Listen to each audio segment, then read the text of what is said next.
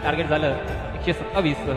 5 गडी बाद झालेत. नवीन फलंदाज ओंकार आता मैदानामध्ये जाईल. दापोलगावर धावा ऐकून 37 आहेत माफिया सदी आणि या षटकातील शेवटचा चेंडू 4 षटक आपण पाहतोय. 9 चेंडू करायचे आहेत 72. रिपोर्ट झाला पुन्हा एकदा आता चाललाय आपण पाहतोय ओव्हर मध्ये ओव्हरच्या डोक्यावरून चेंडू फरार झालाय. 4 धावांसाठी आला हा चौकार.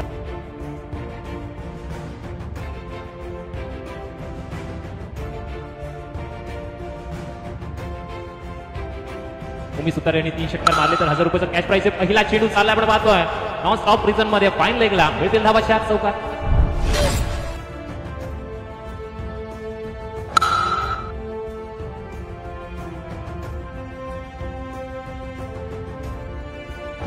चेंडू बॅटच्या पट्ट्याने प्रॉपर टायमिंग क्लिअर केला आपण पाहतोय. मिड ऑनला लांब पल्ल्याचा आलाय. हा षटकार